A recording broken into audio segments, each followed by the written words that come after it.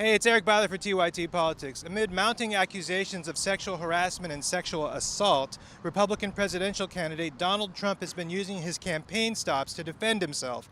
I spoke to many of his supporters, and the Donald is not alone. Is locker room words, just like you get from the sports figures in the locker room. That's no different talk. All men do it and women do it. I work here locally in a fish market, and you should hear the stuff I hear out of these people's mouths on a daily basis. Clinton is a criminal. She needs to be in prison.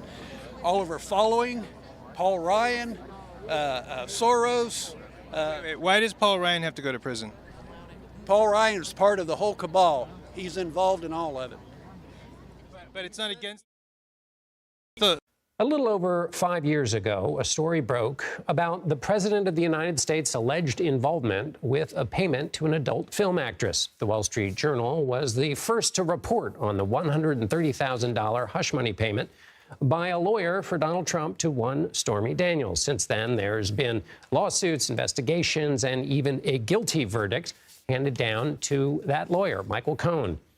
And the investigation into the payment isn't over. Mr. Trump has reportedly been offered a chance to testify to the grand jury, which is often considered the last step before an indictment in New York. Joe Palazzolo joins me now. He's an investigative reporter for the Wall Street Journal and was one of the reporters to break the story back in 2018.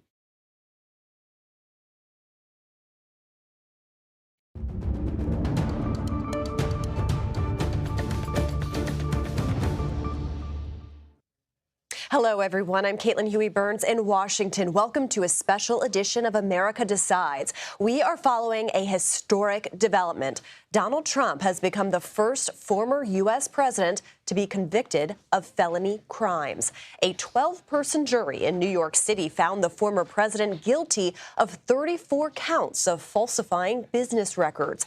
They agreed with the prosecution that Trump falsified checks and records in order to prevent the public from learning about an alleged sexual encounter with adult film star Stormy Daniels. Former President Trump is scheduled to be sentenced on July 11th.